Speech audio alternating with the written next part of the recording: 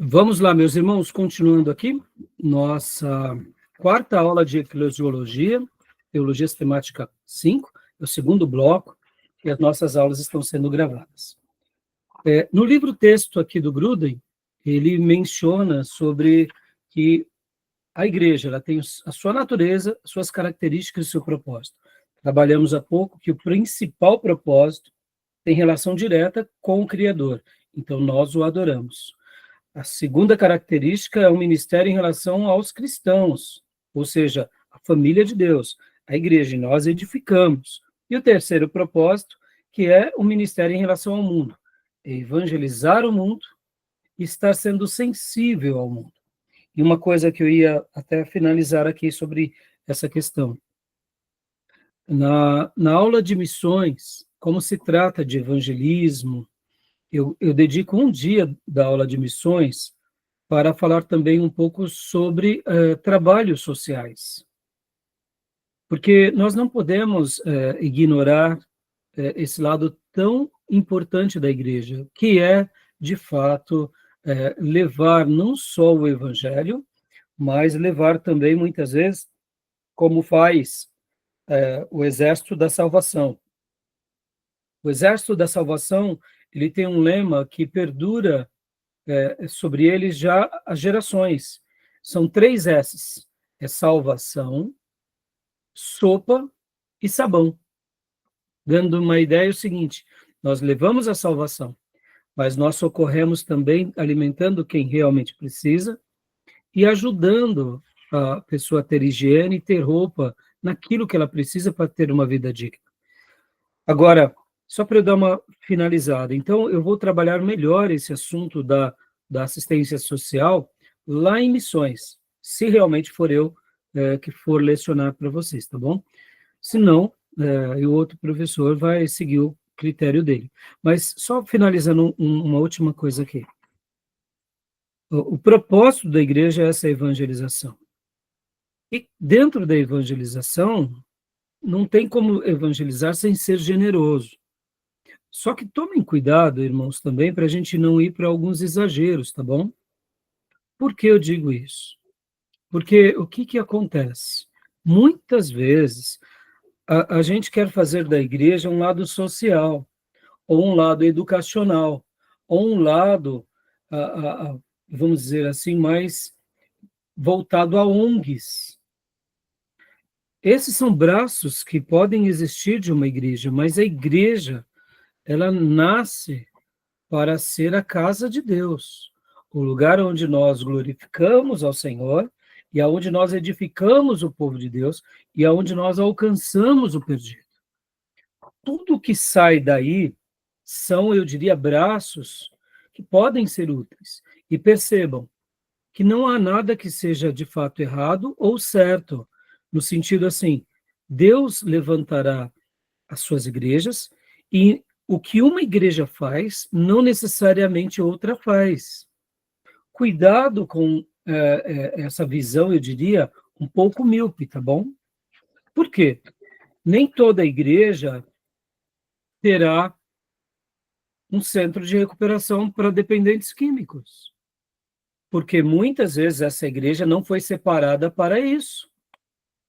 E nós, muitas vezes, eu diria, com o nosso jeito afoito de querer fazer tudo na terra, a gente acaba perdendo o verdadeiro propósito pelo qual Deus nos separou naquela comunidade local. Vamos lá. Nem toda igreja local enviará missionários ao mundo. E nem por isso ela deixa de ser uma igreja que seja missionária, ou que seja uma igreja de evangelismo. Vamos lá.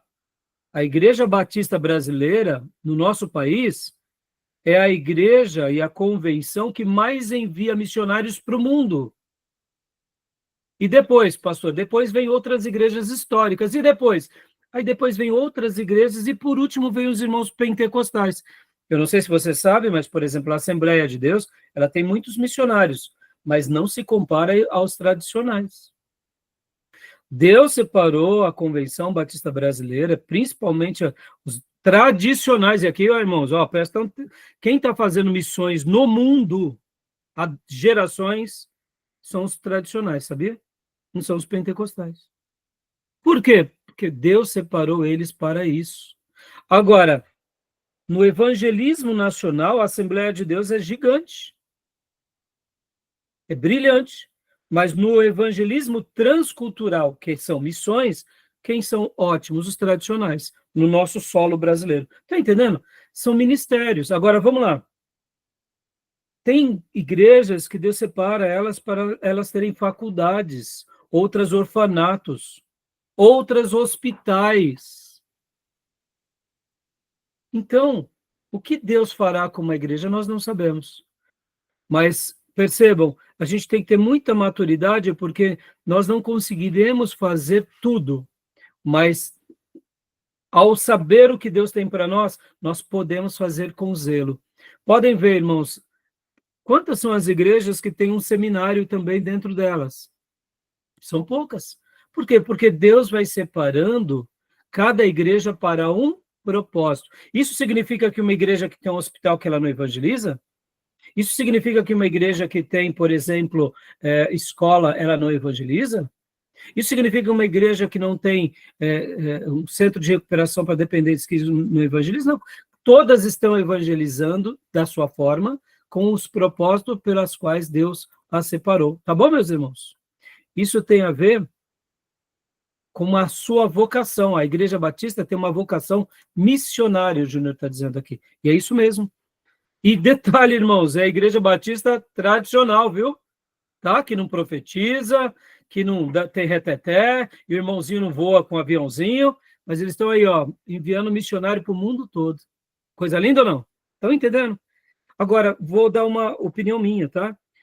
Trabalhos sociais que a igreja sempre vai ter muito êxito, na minha opinião, sempre está muito ligado à educação e à saúde. Tá bom? Então, o Júnior também colocou aqui que as igrejas pentecostais negligenciam missões. Isso é verdade. Eles enviam muitos missionários, mas depois abandonam no campo. Isso são reclamações dos próprios missionários pentecostais. Mas, como eu disse, no território nacional eles são brilhantes, mas fora são fracos. E por que Deus faz assim, irmãos? Deus faz assim porque para que a gente nunca tenha exclusividade de tudo. Porque todas as igrejas, elas são, eu diria, elas são flores nos jardins de Deus. E cada denominação é um tipo de flor, tá bom? Fazendo uma obra e exalando um perfume. E assim fazemos parte desse jardim maravilhoso que é o jardim do Senhor, tá bom? Então, agora, como eu dizia, irmãos, duas coisas que eu acho que a igreja ela tem que tomar frente. A primeira coisa é na área de educação. E a segunda coisa na área de saúde. E aqui leia-se saúde mental, saúde física, ou seja, criando hospital. Eu acho que esses trabalhos sociais são muito bons para uma igreja. Agora, e aí, pastor, o senhor é contra outros trabalhos? Claro que não, de forma alguma, tá bom? Voltando aqui para o livro texto, irmãos, deixa eu agora abrir com vocês aqui, na página 726, que a gente leu sobre os propósitos, na página 728, está assim, manter esses propósitos em equilíbrio. Olha só que interessante, deixa eu mostrar aqui para vocês isso. Manter esses propósitos em equilíbrio. Olha só o que eu gostaria de, de trabalhar aqui com vocês, né? Equilibrar esses objetivos, né? Ou seja, esses três propósitos de adorar a Deus, de edificar os irmãos e de evangelizar o mundo. Deixa eu ensinar uma coisa que eu aprendi aqui com o pastor Rick Warren, irmãos. Rick Warren. O que é ter saúde, irmãos? O que é ter saúde? O que é ter saúde? Defina para mim saúde. O que vocês acham? Saúde física? Sim, saúde física. O que é ter saúde? Eu vou poder fazer um monte de coisa. Andar, comer. Para mim, ter saúde é respirar. Fazer aquilo que você mais gosta. Então, você está dizendo que a saúde você está em pleno exercício, né, Miriam? Você está saudável, né? Mas vamos definir o que é saúde, irmãos. O que é saúde? Qual é a melhor definição de saúde? Já pararam para pensar? Já pararam para pensar sobre isso? que é ter saúde? O Júnior colocou aqui, ter um organismo saudável. Então, ele já está dentro de uma linha. Isso aí, Júnior. O que é saúde? Uma das definições de saúde, irmãos, saúde é quando os nossos sistemas estão em plena harmonia. Todos os nossos sistemas estão em plena harmonia. E, ao mesmo tempo, doença é quando um ou mais sistemas estão em desarmonia. Eu aprendi isso com o pastor Rick Warren. Olha que coisa linda. Então, o que é ter saúde, em uma das suas definições? É ter todos os seus sistemas em harmonia. Por exemplo, nós temos o sistema respiratório, nós temos o sistema nervoso, sistema cardíaco, sistema pulmonar, sistema... Percebamos, nosso corpo, ele é representado por vários sistemas. Sistema digestivo. Quando um desses sistemas está afetado, mexe com todo o equilíbrio dos outros? Sim. Sim. E aí onde nasce a doença. Percebam que, dentro do propósito da igreja, ter saúde é determinante. Ou seja, é quando nós avaliamos que os sistemas eles estão trabalhando em muita harmonia. Então, quando os nossos sistemas estão em harmonia, isso prova que nós estamos tendo saúde. Então, o que o Gruden está dizendo aqui para nós, e o que nós aprendemos na vida? Que o mais importante de uma igreja é ela ter saúde, ou seja, qual é o propósito da igreja? A igreja tem uma natureza, ela tem características, e ela tem propósitos. Quando ela conserva tudo isso com muita harmonia, ela está tendo saúde. Logo, se ela está tendo saúde, ela cresce. Tudo bem? Óbvio, não? Lembram do livro que eu mencionei aqui para vocês, do Christian, né? O Desenvolvimento Natural da Igreja? Esse livro vai mostrar também o quê? Que existem marcas de qualidade numa igreja. E aí eu quero até destacar agora para vocês que todo esse trabalho do nosso irmão Christian, essa pesquisa, ela vai mostrar o quê? Que uma igreja, quando ela realmente sabe, né, viver, eu diria, esses propósitos com relação a Deus, com relação à igreja e com relação ao mundo, e ela se mantém em equilíbrio, ela tem saúde. E dentro da igreja, né, o Christian vai falar que há 8 marcas de qualidade, que é, primeiro, uma liderança que capacita. Uma igreja onde tem um líder que ensina, que capacita, é uma marca de qualidade. Segunda coisa, ministérios orientados pelo dons. Ou seja, o irmão está no louvor porque Deus vocacionou ele. O irmão está no departamento social porque Deus vocacionou ele. A irmã está na intercessão porque Deus vocacionou ela. Ou seja, pessoas certas. Lembram que nós trabalhamos nos dons espirituais? Eu até citei uma obra que é do Armando Bispo e do Rick Warren. Pessoas certas, nos lugares certos, pelas razões certas. E aí, pastor? E quando a igreja tem uma necessidade, não tem quem faça. Aí eu até respondi a Beatriz, nós estaremos suprindo uma necessidade. Por exemplo, vou dar um exemplo. Eu não me preocupo com o ministério de louvor, mas se amanhã não tiver ninguém que cante na igreja, eu vou cantar com os irmãos, levando os irmãos a cantar ali capela, simplesmente para a gente cantar uns hinos. Mas é óbvio que a minha maneira de cantar com os irmãos, por exemplo, será deficitária. A minha cobrança não vai ficar muito elevada comigo, porque eu estarei escrevendo com a minha mão esquerda. Eu sou destro, irmãos. E quem é canhoto? Quando ele supre uma necessidade, ele está escrevendo com a mão direita. Quem é destro, quem é canhoto. Então, saber disso não nos cobra muito, não nos faz sofrer. a gente preenche uma lacuna, como Timóteo fazia, quando Paulo dizia, cumpre a tarefa de um evangelista, ou seja, Timóteo, você tem que evangelizar, vai lá evangelizar. Mas na hora que aparecerem irmãos que têm o dom da evangelização, deixe eles tomar a frente. Porque isso é lindo, meus irmãos.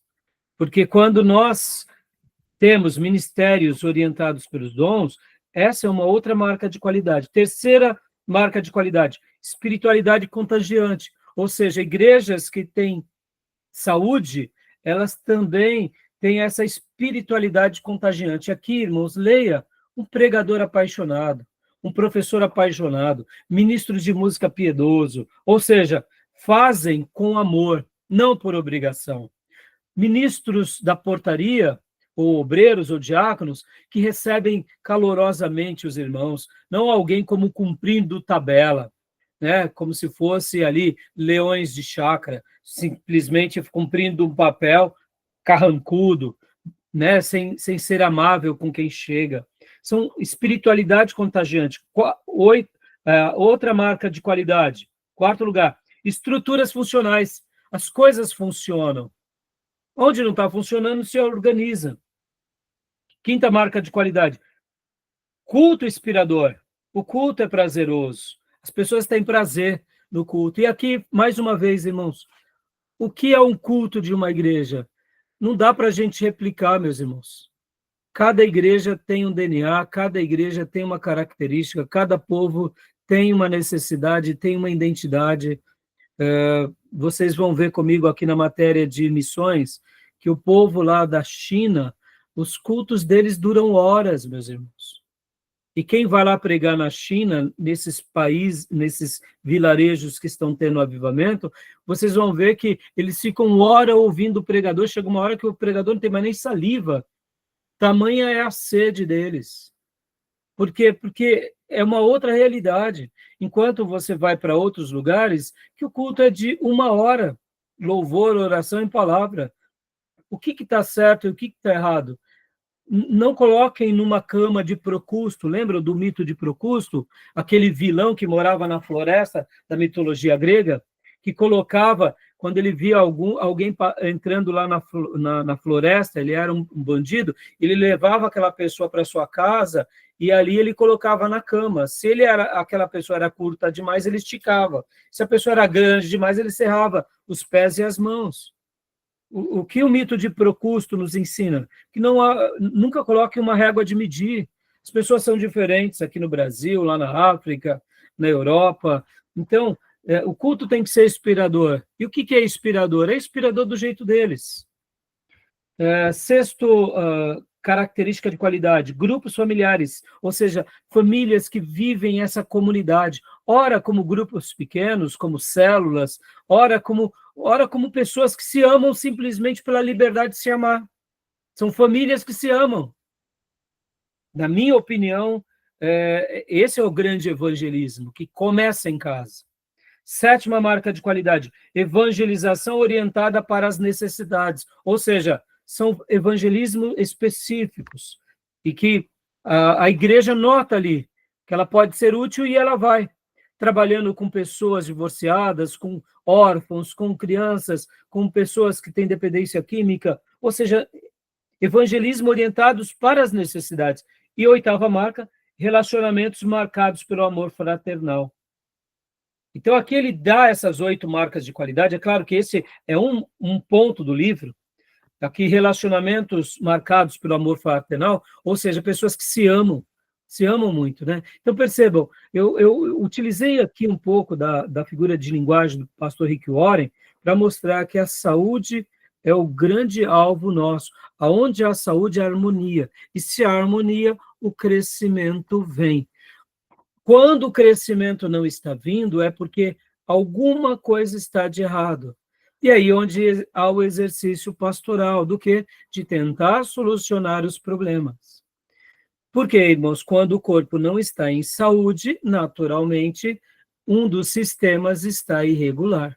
Tá bom, meus irmãos? Agora, também cuidado com isso, tá, meus irmãos? Tem muitas igrejas, hoje mesmo eu conversava com um pastor, que ele falava o seguinte, pastor Rai, estamos vivendo dias difíceis, né? Porque agora as igrejas que estão explorando muito bem do momento midiático, as pessoas estão indo para essas igrejas. E muitos crentes estão indo para lá, porque a foto é bonita, porque sai no status, tem repercussão. Perceba, irmãos, isso é um momento muito útil nosso? É um momento muito útil. Temos que explorar? Temos, mas a igreja não é isso. A igreja não é um momento midiático. Assim como a igreja que cresce, ela não deve crescer por causa de um bom marketing. Ela deve crescer com a saúde bíblica. Então, nós, pastores, temos que tomar certos cuidados, porque senão a gente começa a querer copiar algumas igrejas, porque os jovens estão gostando, e aí a gente começa a fazer a igreja como o outro faz, e aí a gente começa a perder as nossas identidades. Percebam, hoje em dia, as pessoas são muito volúveis, né? Pode ver que Sigmund Bauer, ele escreveu um livro muito, ele é um sociólogo muito muito importante, ele diz que a nossa sociedade é uma sociedade de amor líquidos. O que seriam amores líquidos? É, é, eu só dou se eu receber. Não é de um amor profundo. É um relacionamento de barganha, de troca. Se eu recebo, eu dou um passo. Se eu não recebo, eu abandono. E é uma civilização que está sendo criada em cima dessa premissa. Isso é muito perigoso. Por quê? Porque isso perde a identidade. Ora o papai não vai mais poder fazer muita coisa pelo filhinho. E a mamãe também. Então quer dizer que o papai agora não serve mais? Nessa sociedade de amor líquido, sim. O papai não presta mais. O papai vai para o asilo, a mamãe vai para o asilo e agora eu compro um pet. E eu passeio com o pet. Porque o pet abana o rabo para mim. Papai me dá trabalho, mamãe tá banguela, eu tenho que dar sopinha na boca da mamãe, quer dizer, olha aí. Aí, então perceba, a igreja não pode ir por esse caminho, por isso que a gente tem que fazer certos questionamentos, tá bom? É óbvio que o livro aqui trata de outros pontos muito importantes, mas queria fazer essa menção. Tudo bem, então, aqui, como equilibrar esses objetivos? Tudo bem? Tudo bem? Alguma pergunta, alguma dúvida? O Júnior disse assim, sobre aquela questão do culto, né? Cada culto no seu contexto, todavia, com a seguinte liturgia: doutrina bíblica, louvor, oração e palavra. Sim, isso aí, Júnior. O amor líquido é percebido como algo descartável, onde laços são construídos e desfeitos rapidamente, em busca de constante satisfação imediata e individualista. Obrigado, Júnior, por a sua síntese. E essa definição da obra desse sociólogo diz muito, porque o amor líquido é isso mesmo. É líquido, escorrega pelos dedos, né, irmão? O amor não tem que ser líquido, né?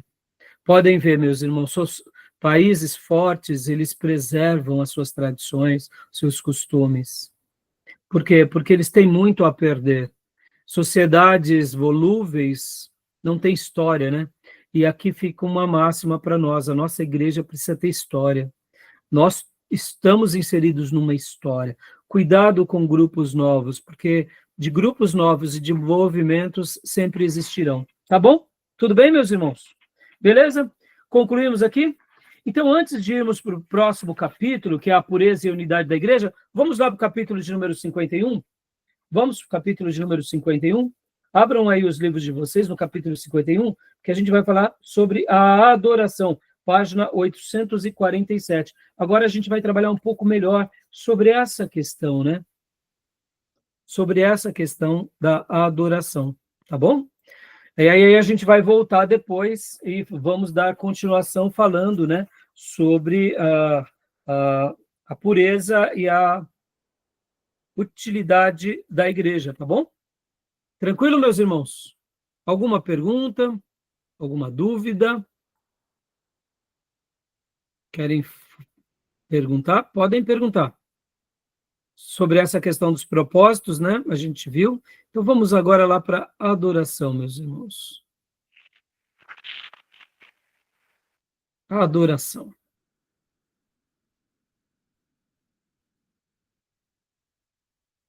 Né? Vamos lá.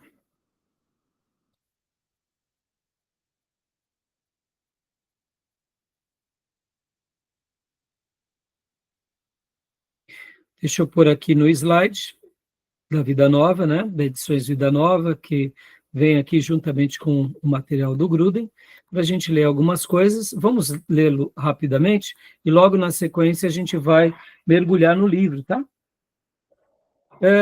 Irmão Tomé, leia para nós o slide, e aqui nos textos bíblicos, leia só os 2 primeiros textos, tá? São vários textos, os irmãos depois podem estar lendo tanto aqui quanto no livro, né? Leia para nós, por gentileza, Tomé. A adoração é a atividade de glorificar a Deus em sua presença, com nossa voz e nosso coração. O N. Gruden, Colossenses 3,16 e Isaías 2, de 2 a 4. Então, aqui, nosso querido irmão traz, né, uma definição do que é a adoração, a perspectiva dele. Ele coloca aqui, na presença do Senhor, com a nossa voz e com o nosso coração. Eu poderia dizer, né, com todo o nosso ser, né? Mas essa é a definição dele. Beatriz, leia para nós a explicação e base bíblica no livro, né, na página 847, por gentileza. O termo adoração é às vezes aplicado a tudo na vida cristã. E diz corretamente que tudo em nossa vida deve ser um ato de adoração, e tudo o que a igreja faz deve ser considerado adoração, pois tudo o que fazemos deve glorificar a Deus. No entanto, neste capítulo, não estou usando a palavra nesse sentido abrangente. Ao contrário, uso a adoração em um sentido mais específico para referir-me às músicas e às palavras que os cristãos dirigem a Deus em louvor, juntamente com a atitude de coração que acompanha tal louvor, especialmente quando os cristãos se reúnem. Visto que os capítulos desta parte do livro tratam da doutrina da igreja, é apropriado dar atenção neste capítulo às atividades de adoração da igreja reunida. Então, você observem que aqui o Gruden, ele fez questão de limitar a parte litúrgica mesmo da adoração na igreja. Está errado? Não, não está. Eu acho que, não sei se na nova obra, inclusive eu estou até para comprar, se ele ampliou, mas a minha sugestão que eu daria era que ele ampliasse. Porque assim, irmãos, eu acho que a parte litúrgica, ela é importante, mas quando falamos de igreja, se nós falarmos só da liturgia, da parte do louvor, e não abrirmos essa adoração maior, ainda mais para o seminarista, pode incorrer nisso que eu vou contar para vocês agora. Eu trabalhei numa corretora, em certa ocasião eu conheci um rapaz, e me falaram que ele era uma pessoa muito inteligente. De fato, quando eu fui realmente conhecê-lo, um pouco mais ali, tendo contatos, eu notei que realmente o rapaz era inteligente demais, tinha feito faculdades, mestrado, doutorado, era uma mente brilhante. E ele era muito quieto, né, até num primeiro momento, nenhum problema, né, eu ficava mais no pregão, ele ficava na parte do escritório. E então, depois de algum tempo conhecendo ele, conhecendo um pouco mais as pessoas ali que eram novas, ele um dia chegou para mim e disse que ele ia na Igreja Batista. Na Igreja Batista da Vila Mariana, perto da Igreja Batista do Povo, uma igreja muito famosa, inclusive. E ali, enquanto conversávamos, ele abriu o coração dele para mim, dizendo que ele ia na igreja, mas ele tinha muitas dificuldades com relação à vida cristã. Dificuldades, assim, no que se diz respeito a se entregar ao Evangelho, de forma plena e total. E ali é óbvio, né, irmãos, que eu aproveitei como um ministro e preguei para ele, falei para ele. E depois nossa amizade foi crescendo, aí um dia ele abriu para mim que ele cantava no coral da igreja.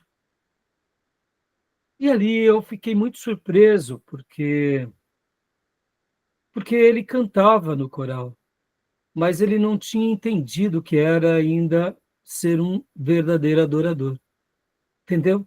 Então, eu acho que esse capítulo ele tem tudo a ver com essa parte da igreja com relação à sua expressão de adoração, mas já que o assunto e a temática está dentro da igreja, eu acho que resumi-lo à liturgia, ou ao coral, ou a uma boa música, é limitar com que o seminarista amplie. Então, assim, eu entendo a proposta do Gruden e respeito, mas eu gostaria aqui, como professor de vocês, abrir isso, porque que Deus nos livre, irmãos, de sermos assim. Sabe, quem sabe sermos, eu diria, professores que ensinam teologia, mas que não adoram. Talvez você diga assim, mas pastor, isso pode acontecer? Claro que pode. Eu me recordo de uma mensagem do Russell Shedd, que ele conta, dando um testemunho, que a filha dele, ou o genro, isso, ou o filho e a nora, eu lembro que era um dos filhos do Russell Shedd. Estava indo morar na Alemanha, e agora lá na Alemanha, eles começaram a participar de uma igreja. E essa igreja estava passando por uma mudança onde no estatuto eles colocaram assim, que o pastor que iria assumir a igreja, ele precisava ser convertido. É de rir, né? O pastor daquela igreja, ele precisava dar provas de ser um verdadeiro convertido. Aí, quando essa notícia chegou para o Dr. Shedd, ele trouxe para nós, porque era uma palestra de líderes, e ele dizia, irmãos, isso é muito sério. Qual foi a experiência dessa igreja lá na Alemanha? Muitos pastores que assumiram aquela igreja eram apenas teólogos. Conheciam das doutrinas, conheciam da história da igreja, conheciam da Bíblia, conheciam dos livros, sabiam fazer um bom sermão, mas não tinham experiência de conversão. Eram teólogos, não eram adoradores. Eram apaixonados pela teologia como uma faculdade a mais de ensino, ou seja, a história da religião. Então, eu queria agora, aqui nesse momento em que estamos trabalhando sobre esse capítulo, já iniciar nessa perspectiva. Porque que Deus nos livre de sermos professores de seminário, professores de escola bíblica, diáconos, pregadores, músicos, que só tenham prazer pela função. Ou seja, o irmão ama tocar guitarra, então o irmão vai lá e toca guitarra, porque você se sente bem e útil. Tudo bem, você está tocando guitarra, mas isso não significa que está adorando. O irmão ama servir as pessoas, ficar na recepção, ser um obreiro, ou quem sabe fazer a parte ali física, de pintar a igreja, Irmãos, mas se nós não nos tornarmos adoradores, todos esses serviços serão úteis, mas eles não vão representar de fato aquilo pelo qual Deus nos separou para ser. Por quê? Porque a igreja de Jesus, se ela não se tornar adoradora de verdade, a liturgia pode ser um grande engodo. Nós temos liturgias belíssimas nas religiões cristãs espalhadas no mundo. Mas a pergunta que fica é, eles foram encontrados por Deus como verdadeiros adoradores? Porque se eles cantam bem, se eles tocam bem, se eles são aplaudidos e homenageados, prestigiados, se eles são convidados a cantar, mas se eles não se tornaram adoradores, não passará de mais uma música. E isso vale não só para a área do louvor, mas vale para todas as áreas da igreja. Tá bom, meus irmãos? Tudo bem? Tá bom? Então, Gruden, ele vai falar sobre isso aqui, né? E eu gostaria de abrir, tá bom? O Júnior colocou alguma coisa, né? Só tinha conhecimento intelectual, exatamente, Júnior, né?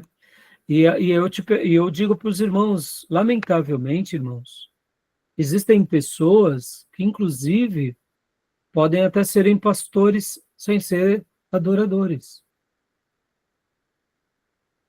Porque muitas vezes a pessoa tem uma aptidão no ensino, ele cresceu no ambiente da igreja, e o ambiente da igreja é muito polido, meus irmãos. A gente aprende a se nós formos criados ainda numa família de pais que tiveram uma educação bem sólida, é bem possível que a gente não vai ter muitos vícios e muitos maus hábitos. De repente, a gente foi se destacando no grupo de jovens, fomos para o seminário e ensinamos, e quando vamos ver, estamos ali já pregando e somos até líderes de ministério. E aí eu pergunto, tá, e nos tornamos adoradores?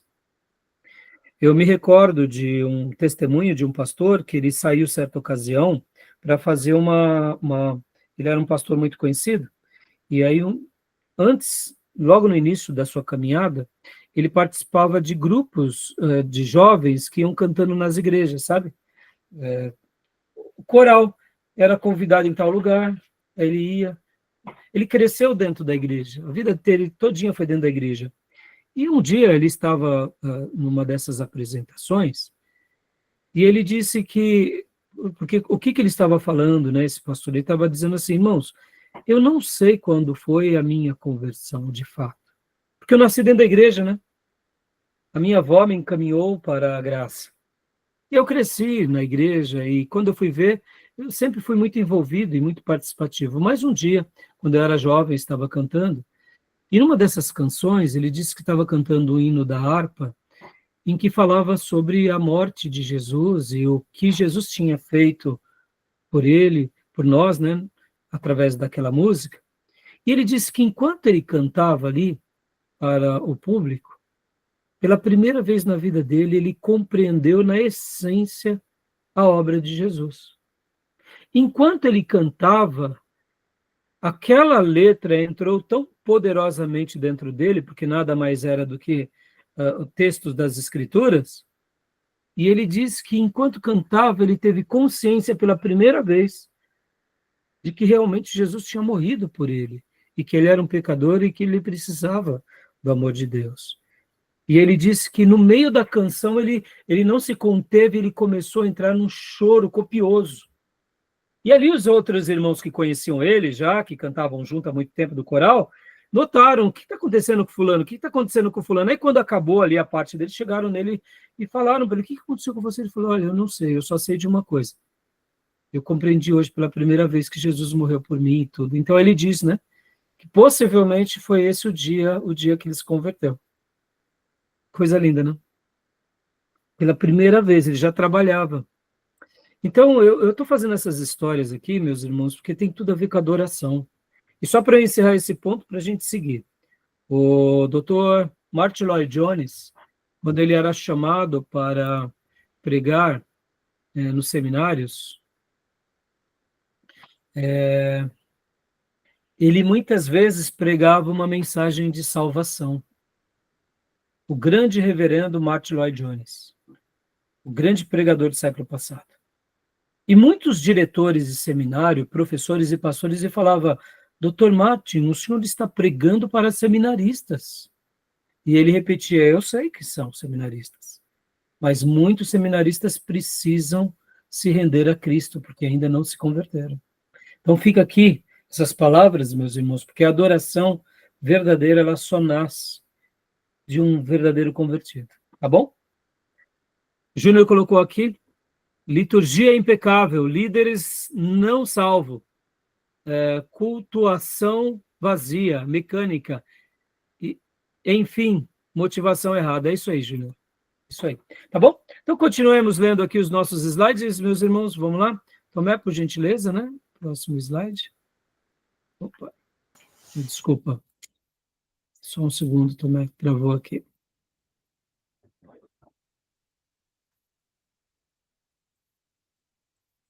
Opa, foi para a ceia. Não era para ir para a ceia, era para cá. Não está desenvolvendo. Então, só um minutinho, meus irmãos. A adoração aqui, ó. As consequências da adoração. Tá pulando. Eu não sei o que está acontecendo. Opa. Aqui, ó, as consequências da adoração. Não sei porque não está abrindo, meus irmãos. Então vamos para o livro texto. As consequências da adoração genuína, meus irmãos. Página 849, tá? Isso aqui, ó. Pronto, foi. As consequências da adoração genuína. Estão vendo? A primeira delas, opa.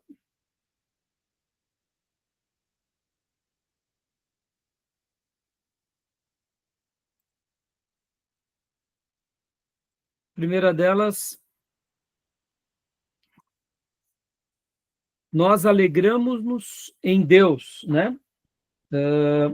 O texto aqui vai dar essa ideia, né, de que há um regozijo profundo e verdadeiro da nossa parte quando realmente nós estamos vivendo essa adoração genuína, né? A segunda é que aproximamo-nos de Deus. E a terceira é que Deus alegra-se em nós.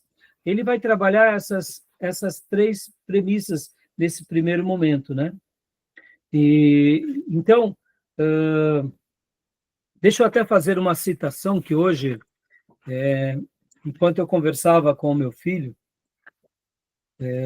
ontem nós assistimos um filme, né? Eles assistiram um filme sobre uma certa situação, é um filme até bem curioso, depois eu vou até indicar para vocês, de que uma pessoa que estava possessa, né, dizia, né, ali para as outras pessoas que, citando Deus como inimigo, né, porque afinal de contas era uma pessoa possessa, dizendo que Deus ele nos salva, mas ao mesmo tempo ele nos obriga a adorá-lo. E ali, palavras do demônio na boca daquela pessoa, e depois eu conversando com meu filho, eu disse assim, filho, Deus ele nos liberta de tudo. Ele liberta-nos do erro, liberta-nos do pecado, e eu diria, numa abordagem até maior, ele até nos permite viver libertos dele próprio.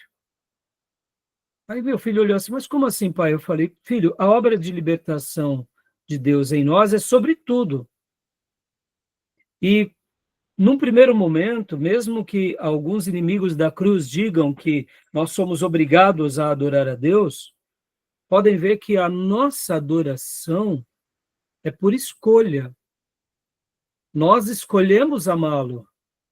Então, num primeiro momento, a libertação que Deus gera em nós na cruz por Cristo, ela é tamanha que Deus nos liberta de tudo, inclusive dele próprio. Nós somos libertos do pecado, nós somos libertos do mundo, nós somos libertos da nossa carne, e poderia dizer que nós até nos libertamos dele também. Mas, como ele é a fonte de vida, a essência de vida, nós só temos prazer nele, logo, nós vamos a ele não por obrigação ou por escravidão, mas nós vamos a ele por escolha, no sentido assim, eu desejo amá-lo, eu desejo retribuí-lo. E aí eu me lembrei de uma frase de Agostinho, que tem todo sentido essa fala, que é a seguinte, que está lá no livro de Confissões. Fizeste-nos para ti, Senhor, e enquanto inquieto está o nosso coração, enquanto não repousa em ti. Ora, poderíamos viver livres até de Deus para sempre, mas aí nós estaríamos vivendo segundo o curso da nossa vida. Logo, teríamos uma vida incompleta. Por isso que a nossa vida só realmente encontra aconchego e descanso e repouso no autor da vida, porque viemos dele, sem ele não vivemos. Mas pode ver, ninguém adora Deus por obrigação. Nós o adoramos por amor. É um gesto de devolver a ele parte daquilo, uma pequenina parte nossa, daquilo grandioso que ele fez por nós, né? Então, a adoração é esse gesto de alegrar a Deus, de se aproximar de Deus e de Deus, né, de se alegrar em nós, né? Deixa eu ver aqui que o Júnior colocou. Exatamente, Júnior. Deus é a nossa completude. Sabendo que somos criação dele e sabendo que ele é a fonte da vida, que vida teríamos em nós mesmos? Não teríamos. Então, ele é a nossa completude, como você bem disse. Tá bom? Então, continuando aqui, meus irmãos, o slide rapidamente, né?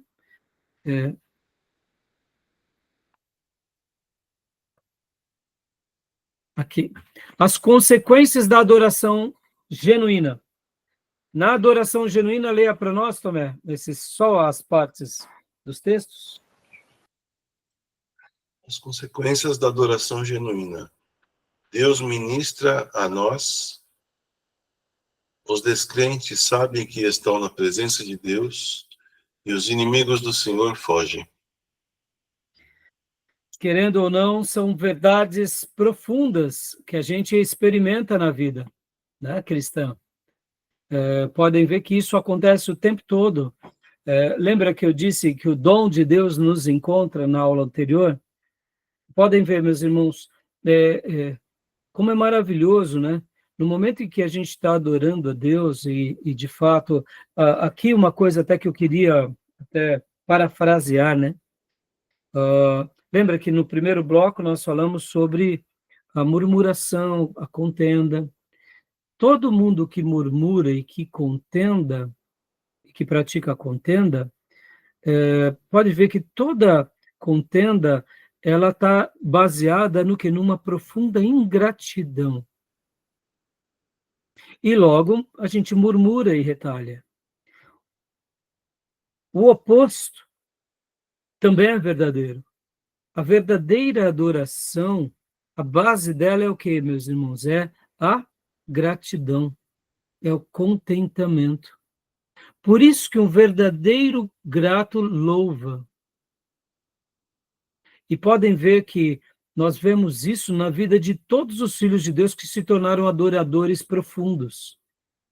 Eles eram gratos. Eles eram gratos nos momentos bons e eram gratos também nos momentos difíceis. E por isso louvavam.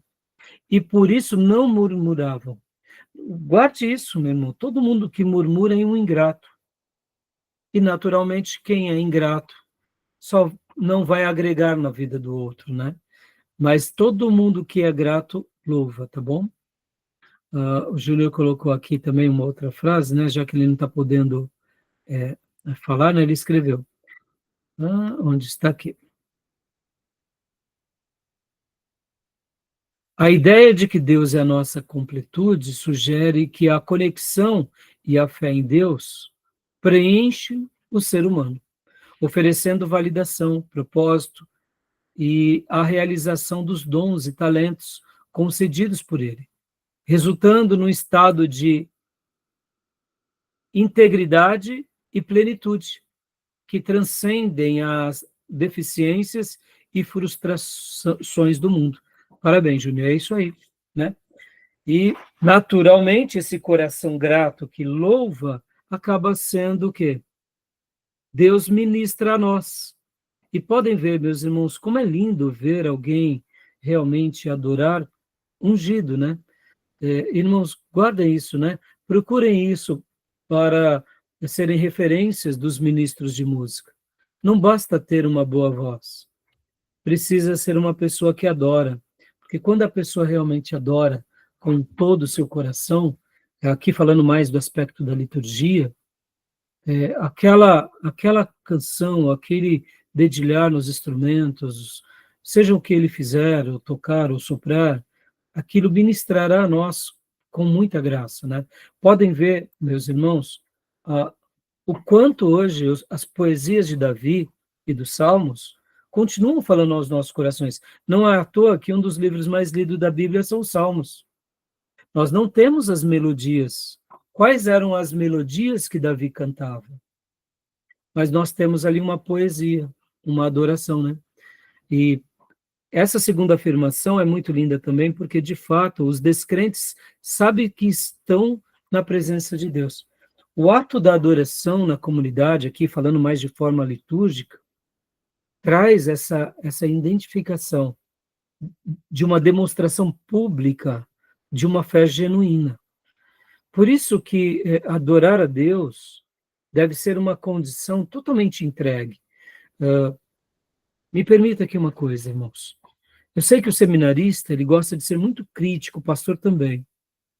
Mas pense assim, o ministro de música que chega ali na igreja durante a semana, ou final de semana, ou chega muito mais cedo na igreja para ensaiar, para tocar para nós, quando ele pedir, né, irmão, levante a sua mão agora e adore junto conosco. Eu sei que muitas vezes, humanamente, a gente poderia conjecturar, né? Eu tenho que fazer tudo o que o ministro pede? Poxa, que tolice. E aqui fica uma máxima para vocês. Façam isso. Deem o direito de dúvida que aquele irmão, ele não está ali para realizar um espetáculo. E tudo que ele trabalhou durante a semana, e percebam que é uma coisa simples, mas complexa. Por exemplo, né, só para vocês terem uma ideia, eu participo do Ministério de Música aqui da nossa igreja, como do grupo, né, deles. Eu sempre estou a par do que eles vão fazendo. Então, eles preparam tudo durante a semana, irmãos. Os hinos, eles já passam as notas. Então, mesmo que não esteja tendo ensaio durante a semana, no nosso caso, mas eles já estão treinando em casa. A pessoa que irá ministrar naquele dia, nós pressupomos que durante a semana ele regou de oração. Quantas são as vezes que eu já cheguei para alguns músicos e falei assim, fulano não vai cantar? Beltrano falou, não, pastor, essa música ela tem dificuldade de cantar. Tal, é melhor para essa. Ou seja, eles estão organizando por vozes, por timbres, por instrumentos. Então, quando eles chegam ali, ainda chegam mais cedo, fazem os seus ensaios. Quando um ministro de música nos faz um pedido desse, não leia como se fosse algo inútil. Participe desse momento como eu estarei também fazendo parte desse coral. E, naturalmente, quando a gente tem essa entrega, eu diria, a nossa adoração, além de ser mais espontânea e mais bonita, a nossa identificação como corpo se torna plena. Porque eu posso, muitas vezes, falar, besteira, eu não vou levantar a mão, quem ele é para eu... Percebam, atitudes humanas, assim, que não dizem muito. Claro, né? Não estou falando aqui com uma pessoa, um ministro de música exagerado. Pula agora, vira para a direita, vira para a esquerda, não estou falando essas bobeiras. Eu estou dizendo assim, sabe aquele momento de, eu vou me dar o direito de dúvida que ele se preparou para isso. Assim como nós, assim como eu. Quantas são as vezes que eu preparo uma aula para vocês durante dias para dar uma aula? Uma mensagem, irmãos. É muito trabalhoso. Somente quem prega todas as semanas sabe como é difícil pregar uma mensagem. Podem ver que uma pessoa, quando ela começa a pregar de forma periódica, ela fica desesperada, ela fala, pastor, eu não tenho mais nada para falar, porque é assim que acontece mesmo, ou seja, requer muito trabalho, muita piedade, muita devoção, e muitas vezes as pessoas não dão o devido valor. E nós, como seminaristas, estudiosos, precisamos unir as nossas forças com esses que são piedosos. Tá bom, meus irmãos? Beleza? E aí os inimigos do Senhor fogem, né? Como os textos bíblicos mostram, né? Porque ali a presença do Senhor invade a todos. Agora eu vou passar rapidamente aqui, né? A conclusão da adoração, né? A adoração é uma atividade espiritual e precisa ser efetuada pelo poder do Espírito Santo em nós. Por isso que eu disse, se entreguem de forma incondicional, tá bom, meus irmãos? Acreditando que se os nossos irmãos estão ali, é porque eles estão com o coração inteiro, tá bom? Meus irmãos, então agora vamos voltar lá para o livro do Gruden e vamos pincelar aqui os assuntos de adoração e logo na sequência a gente vai para a última parte, tá? Alguma pergunta? Alguma dúvida sobre esses slides que vimos agora? Não? Vamos parar então aqui? Para a gente ir para o último bloco, fazer mais um último bloco, eu diria, um pouco mais curto, até porque hoje a gente gastou bastante tempo de esclarecimento antes da gravação. Tudo bem? Tudo. Tudo? Então eu vou parar aqui, tá bom? Voltamos em instantes.